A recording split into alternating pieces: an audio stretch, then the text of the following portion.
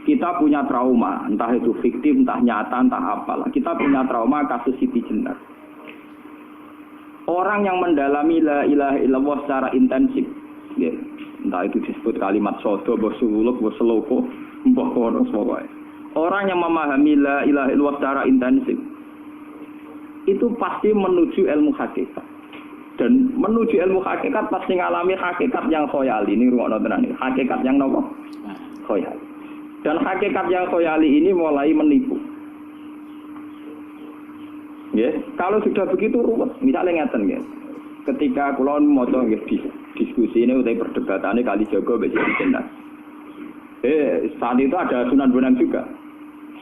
Kamu sujud pakai apa kali jaga? Ya pakai jasad. Dari Siti Jenar.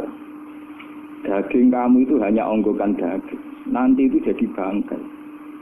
Dan setelah jadi bangkai itu habis. Kamu nanti ditulis Tuhan tidak termasuk yang sujud. Kebuat yang mbok sujud itu bentek. Mikir kan juga. Rugi ke sujud be bathuk be tangan. Jasad sampeyan pun entek. Ora ana sing crita kowe nak sujud mergo jasad itu mau sampeyan dadi bang. Lah nek ngono sujud ning hakikat ora usah bathuk, ora usah tangan, ora usah sikil, yo rohem iku lho kon sujud be pangeran. Nak sujud be fisik ku rugi wong fisik sampeyan. Mikir kali itu. Mungkin pula-pula kali Joko itu mantan wali preman terus jadi debat pusing. Siti Jenar tahu belajar tak tahu menang Irak. Yang jelas yang mulang gak satem orang menangis. Wah ini menjadi perdebatan. Sehingga keyakinannya kayak Siti Jenar, la ilaha illallah itu ya wahdatul wujud itu innalillahi wa inna ilaihi. Selama ini kalau orang syariat misalnya, orang syariat itu kalau ada orang mati, misalnya Kak Ruhin mati, ini aku kan muni innalillahi wa inna ilaihi raji'un, saiki Ruhin wis mati. Mati itu balik ning pengen. Itu cara wong hakikat kan salah besar. Orang mati itu tidak ada, cara ilmu hakikat dan orang mati itu tidak ada. Roh ini tersiksa di alam fisik. Jadi ruh ini tersiksa di alam fisik. Karena ketemu ning jasate ruh. Tersiksa itu. Akhirnya apa mangane kudu kerja piring Jepang tersiksa roh. Asal roti memang tersiksa. Misalnya kiai pemangan adalah kudu pidato 2 jam bareng tersiksa. Roh kenapa? Tersiksa. Mergo roh ora buta mangan, ora buta ngombe, tapi gara-gara melok fisik. Paham ya? Lho itu nanti ilmu ketawarai ya bener. Kula boten. Zaman betul lho guru waras maksudnya nggih. Artinya waras secara akademik karena ada referensi, ada marojek nggih. Waras secara hakikat. Kula niku mau merasake sampean wis ilmu hakikat. Artinya saya juga ngalami ilmu hakikat. Lan ketika sing aran hikam wong ra tau muka safar ora dadi ulama. Wis entah sekian detik ulama itu harus pernah muka safar. Biar merasakan ilmu nopo aja. Tapi ilmu hakikat itu bisa dilogika kan sebelum sampean sampai secara musyahadah. Paling enggak bisa sampai secara logika. Manusia itu mulai Nabi Adam sampai sekarang itu kan punya roh dan roh itu tidak makhluk. Dia roh itu tidak makhluk. Ketika roh itu diletakkan di jasad dia itu tersiksa. Karena ketika dia ke jasad fisik namanya mengalami keterpisahan dengan yang abadi. Dia ini ning jasad fisik tersiksa. Karena dia harus di alam yang kasat mata, alam mulki. Tersiksa. Ketika dia tersiksa, melok ruhin, akhirnya dia mangane kangelan, akhirnya lesu mangan. Padahal roh gak butuh mangan, perlu dicatat roh gak butuh. Ora butuh gunung kidul barang, roh ora butuh rapi. Paham kan? Ora butuh cinta, ora butuh pegatan, ora butuh macam-macam.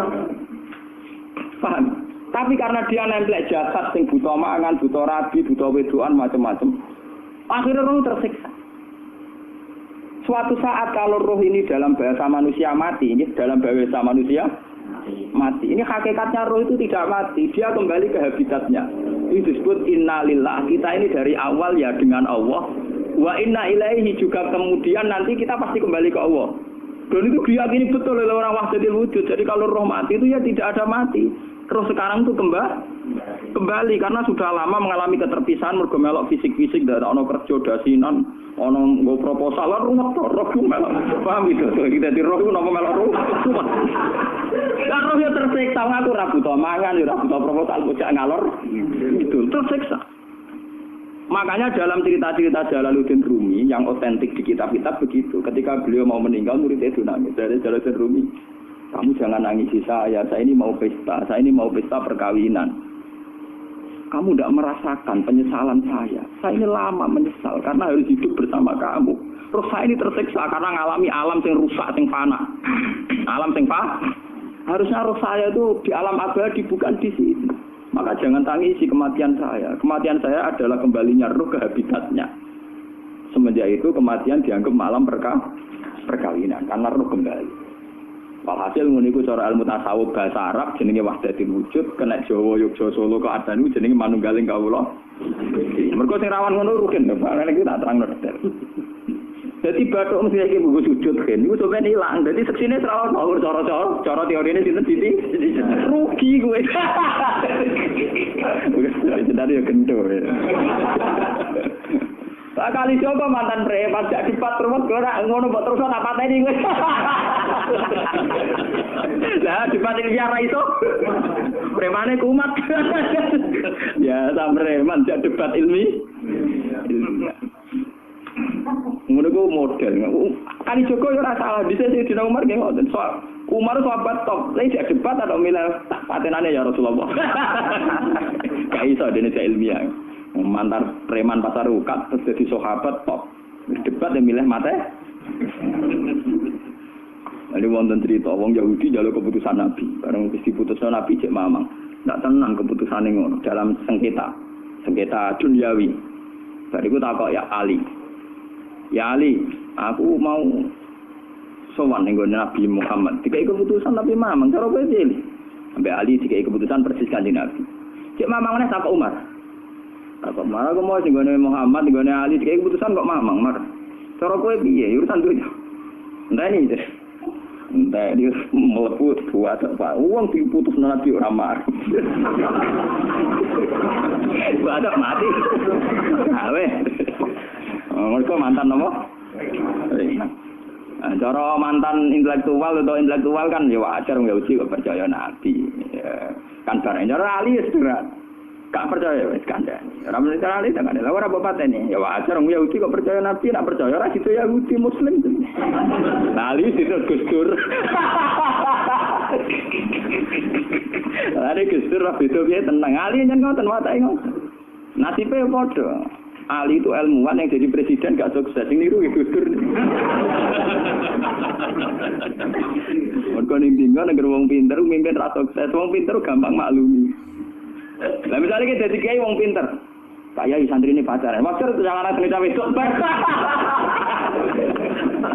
Wah ruwet, terus malah dalil dinalina subuh syahwat minan. Iya pondok tanpa pelaturan tadi. Paham ya, ruwet tau. Mulane aja geman, iki kiai pinter teman-teman aja geman. Sing biasa wae ana syariate sithik-sithik. Sing kamane ana santri pacaran tersinggung, ana santri nakal tersinggung, sing ana rasane lha donya ana napa? Nek meguru kula nu urusan ilmu semi hakikat. Mon ngene. Sehingga kayak Siti Jenar, cara pandang Siti Jenar itu masuk betul ning gone pemikiran para santrinya. Kados Ki Ageng Pengging siapa masuk betul karena masuk akal. Cara mereka napa? Betapa tidak ada artinya fisik ini.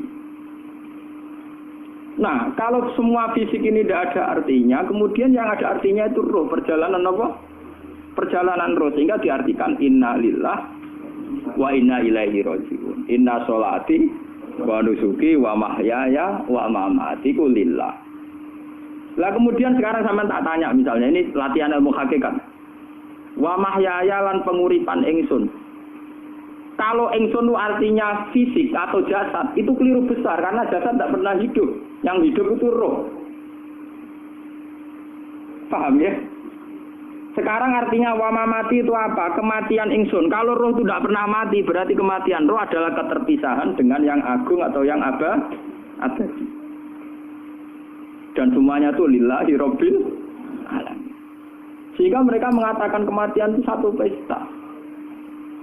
Mulane kados Bilal ditakoki, ya Bilal, ketika murid-muridnya nangis bergape mati, ya Bilal ge seneng ae. Qadan nalqal ahibbah Muhammad dan wa hisbah. Ya anak mati malah seneng kok ketemu kekasihku. Sebab itu kematian tidak pernah jadi problem bagi mereka sing soleh, sing menembus ilmu hakikat. Paham? Tapi ilmu hakikat kayak ini itu yang diyakini Siti Jenar, diyakini Jalaluddin Rumi, diyakini para wali-wali wahdatul wujud. Dulu Syekh Husain Sinten Al-Halal.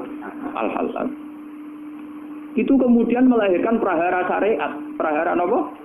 Syariat. Sebab itu Wali Songo, oke Siti Jenar benar dalam filosofinya, tapi harus dibunuh.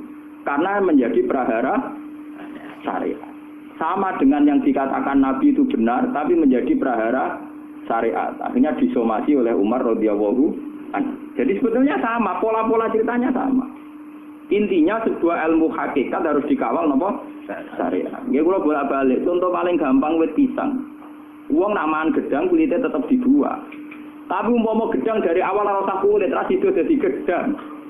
Paham nggih? Meskipun kon ape dipangan ya dibuang. Tapi kita tidak bisa membayangkan pisang dari awal tanpa napa? Mbok kekeringan, mbok bosok, mbok ora sido dadi napa? Pisang. Terus pentingnya syariat lagi begini, malah penting ngaji wali-wali syariat yang pintar kados Sunan Kudus, kados Sunan Bonang.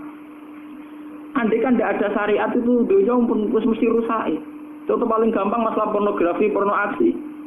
Jadi jenar aja omongi ngono ibu ngakak-ngakak deh. Dari pangeran wis pirsa, kowe nek klambi pangeran ora tentara ya ora usah klambenan. Wong ora ana gunane. Kalau yang paling penting itu nazarullah, kenapa kowe klambenan barang, wong kowe klambenan ora pangeran tetep pirsa. Nyatane di jenar nak mulang nggih coba klambenan nah intine napa? Intinya ada nabi Sunan Bonang. Nah, aku percaya kabeh nazarullah ora usah napa? Klambenan. Tetapi teori ora usah klambenan yo dinggo tenan. Mulane nek pas wiridan aliran sesat ciri utama. Kira klambenan tenan. Lah ruwet kok. Lha iki tenan iki cerita. Iki pentingnya ngaji nggih. Ben sampean ngerti variasi riwayat kemudian kita orang syariat harus kayak apa, kemudian kenapa menjadi aliran wahdatul wujud. Lah terus kita ini kan orang syariat. Memang kelemahan orang syariat itu akeh kok sampean-sampean siji mesti ra kramat. Modele ora di duwe bingung, rumet. Urip wong syariat lho napa? Dineng bojo wedi, dineng tangga wedi, pengaruhe menurun. Pancen orang syariat itu banyak kriminal tauhidnya itu memang jelas. Malah kiai-kiai fikih nak ketemu kiai-kiai sing setengah jaza pasti mergo iso nebak atine. Dene meriang langsung. Sing kiai ora tau salat keramat padahal ngambungan wong. Sing dina salat pas waktu kok ora tau keramat. Wong ape buah utang tanggane keramat apane? Sing kono ngawur-ngawur sowan pirang. Meriang mulai syariat ngadepi wong hakikat napa? Mulane jogeman dadi wong syariat sing ngene iku bahaya. Nah kula mboten ngarep sampai dadi wong syariat sing ra keramat. Bahaya sekali itu bagi perjalanan agama. Kalau sering ketemu kiai-kiai yang terkenal keramat di Juwaduk tiang-tiang hakikat. Si tantang kocok-kocok kalau wani, nah tantang aku tetap rawani kok. Mikir deh. Karena orang yang sama-sama ke jalur hakikat tetap punya alamat, tetap wonten sima biwuji minasari. Cara pandangnya mesti sama. Kalau nanti ketemu murid, dia artinya yang ikut aliran Siti Jenar. Dia ada sholat, ada apa, hidup di satu tempat gitu. Padahal dia bisa baca ihya. Dulu pernah mondok di Mekah, pernah di Irak. Ini ya meresahkan para kiai. Kemudian sebagian mereka minta saya suruh ketemu. Ya walhasil kalau ketemu pertama ya. Jadi harus bah. Tapi zaman roh jenengku terperata arani muka sapa. Gitu biasa mawon. Kalau lara usah kenal jenengan, gitu kenal. Jadi kalau biasa mawon. Lalu pernah ngajar-ajaran nih. Saya legus ning dunya tak ndani mau turun ndani mati ngono legus kok repot. Ucapan kula terus ya. Sampai jare wong hakikat wong ndani mati bareng. Ya mati wis saiki iku. Ora usah ngenteni saiki padha-padha wis napa? Wis mati. Ya saiki padha-padha wis urip. Wis padha kabeh. Nah cara ilmu hakikat itu kan terus sama semua. Napa? Sama semua. Tadi makanya itu tadi. Kalau baleni malagi, logika hakikat itu begitu ya. Roh itu ditiupkan oleh Tuhan ke kita. Kemudian roh karena ikut alam fisik, alam jasad, roh ngalami yang kita alami. Okay? Ketika roh ngalami yang kita alami, dia tersiksa. Nah, ketika roh sudah terpisah dari jasad yang mengekang, yang memenjara ini, dia senang terus kembali ke Tuhan. Ini disebut innalillahi wa inna ilaihi. Nah, jasad ini kemudian menurut ilmu hakikat tidak ada gunanya sama sekali total. Hilang di telan tanah. Lah kalau begitu jasad iki nak mbok agul-agulan. Gusti bathuk kula tak nggo sujud tangan kula ndi buktine tangan wis ora ono. Bathuk wis ora. Mulane dari Siti Jenar hanya wali bodoh kayak kalian yang punya ajaran bodoh begitu. Malah rasupan. Mulane Sunan Kalijaga semangat kon mateni mergo tambah omongane glodro ndi. Tapi yang enggak disadari Siti Jenar yaitu tadi. Inti dari ilmu hakikat itu kan tunduk sama kersane Tuhan. Kalau sudah tunduk pada kersane Tuhan, kalau kersane Tuhan roh kita harus di jasad. Dan wujud jasad kita ini juga karena kehendak Tuhan. Kenapa yang wujudnya jasad yang karena kehendak Tuhan engkau ingkari? Sementara wujudnya roh tidak kamu ingkari. Toh wujudnya jasad ya bi iradatillah wa bi masyiatillah. Wujudnya roh ya bi wujudit bi masyiatillah wa ira. Harusnya fungsi jasad juga harus kamu akui toh Siti Jenar. Wong sekarang kita punya jasad ya bukan karena kita, karena kehendak Allah. Kenapa kamu ingkari? Berarti kamu mengingkari kehendak meneng Siti Jenar.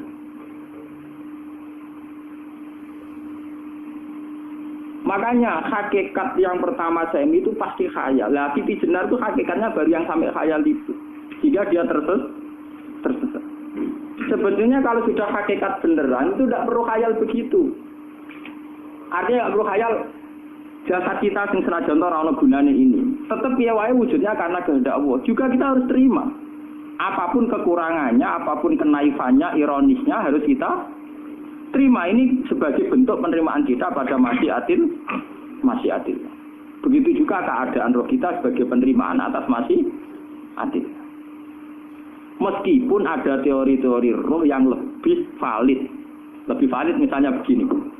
Kanjeng Nabi itu suatu saat ininya terputus karena perang Uhud.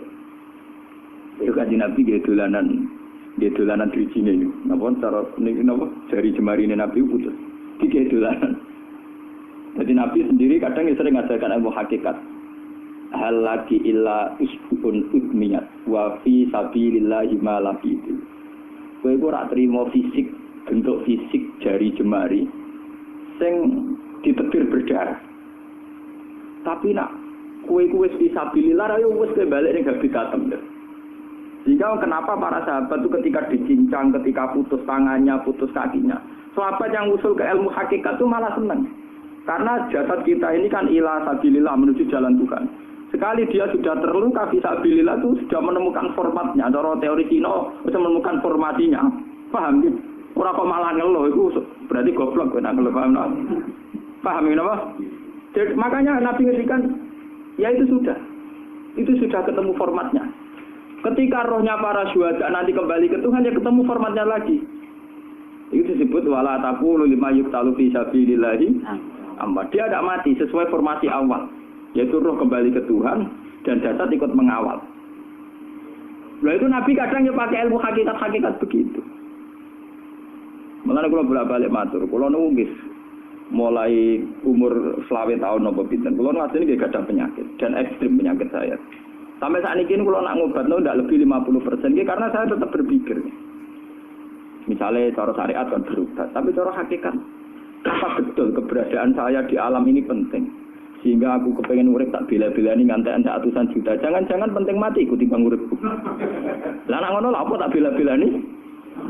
Nganti ratusan juta. Jadi misalnya kita berobat ya mau, ya cari nabi kan berobat ya berobat. Pokoknya kita Islam masih mau geruda-gerudu kadang orang paham. Sekali kamu mengamati dengan sisi hakikat, coba sekarang sampean pikir, coba sekarang nggak pakai logika hakikat, pakai logika syariat saja. Saya ini misalnya asetnya 10 juta, misalnya, saya punya aset 10 juta. Tapi misalnya aku rugen awan atau dipengaruhi di masa depan sama nih, kalau kulo kan soalnya cara teori di masa. Misalnya kulo rugen, artinya kere di duit 10 juta aset. Tujuan saya sembuh kan supaya aku iso sembuh sehat, engkau iso kerja untuk anak. Tapi karena saya sakit nanti operasi tidak 10 juta. Operasi tidak 10 juta. Wong aku repera mesti iso marisi anak. Apa meneh nek 10 juta tak ada gue berobat malah jelas ra iso marisi. Lah anak ngono penting matiku ya dibagi 10 juta. Karuan iso diwaris langsung. Sementara anak aku mari dibiayai 10 juta, orang mesti mari 10 juta mesti entek. Artinya tidak ada jaminan kalau berobat itu secara visi ke depan lebih baik. Soalnya malah ngentekno donya, enggak jelas akibat positifnya. Misalnya tetap lumpuh duit entek. Teori loh, Bapak, artinya apa?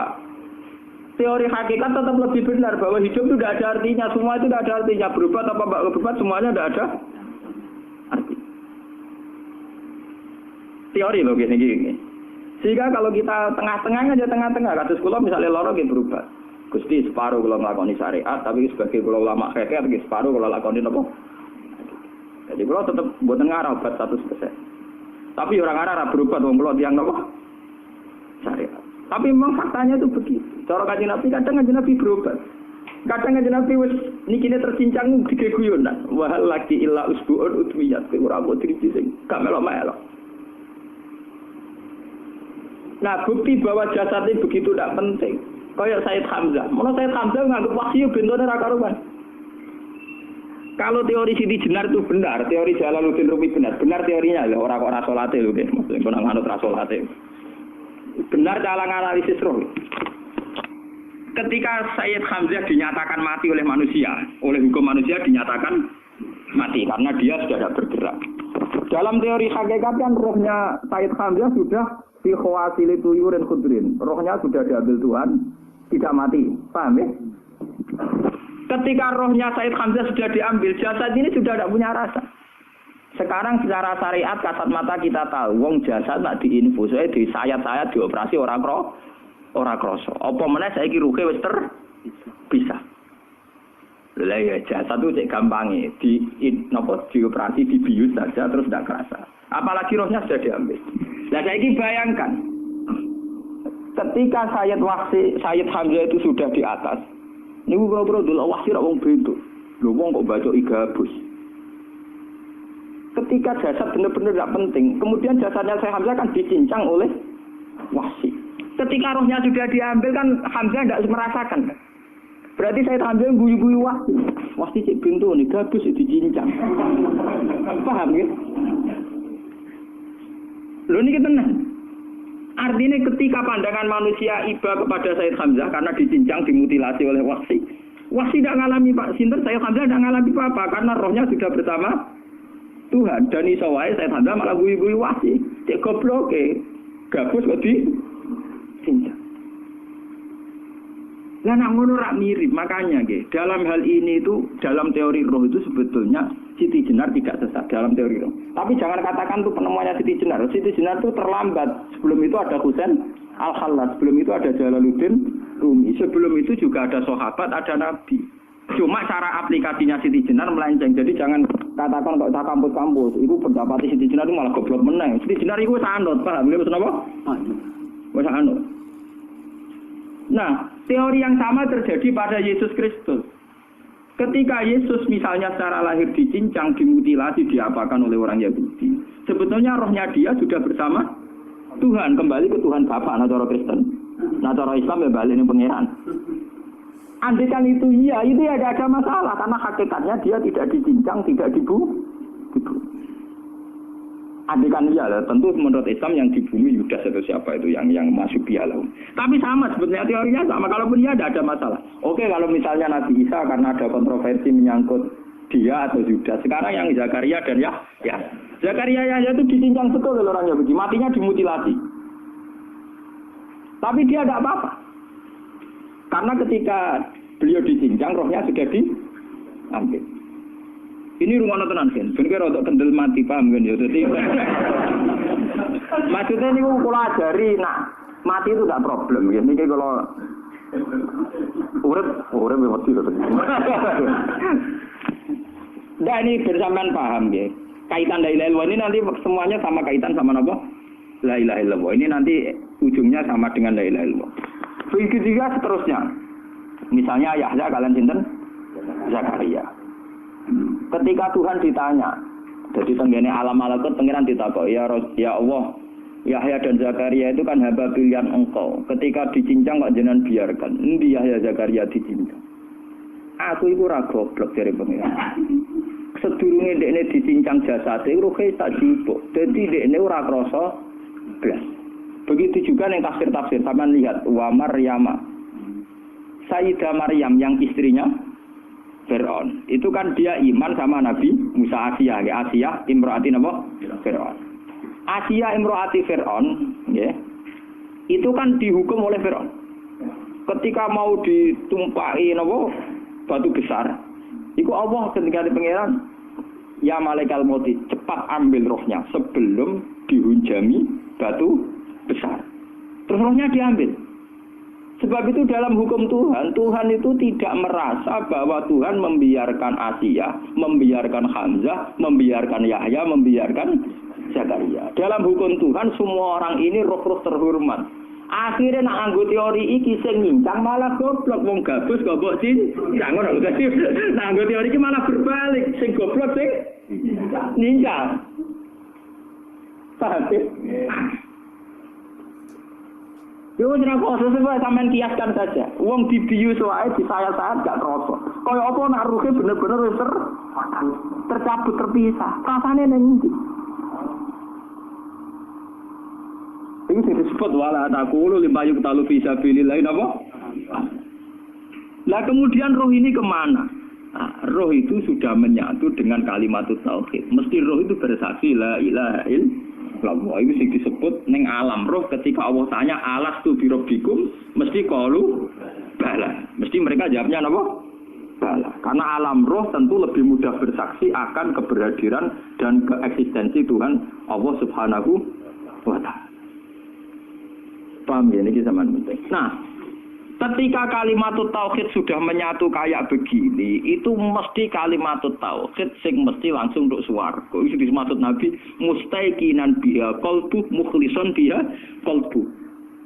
Ati itu qalbu kan nggak bisa kamu artikan jantung atau liver kayak teori modern sekarang. Misalnya qalbun itu apa? Jadi kiai qalbun itu jantung. Nah, ngono beda mek liver. Lah liver apa kabidun? Iku akal-akalan aja padha ora paham. Bahasa kolbun, fikrun, aklun itu sesuatu yang misteri. Roh ini kemudian dengan kalimat tauhid sudah menyatu disebut mukhlishon biha kolbu. Ada tingkat kemurnian hubungan roh dengan kalimat tauhid. Lah kalau begitu pasti dakhalal jannah. Karena tidak mungkin kalimat tauhid kok di neraka. Lah ini mau masalah-masalah hakikat. Wong sing gak tahu petualangan hakikat, mau sing sering bingung.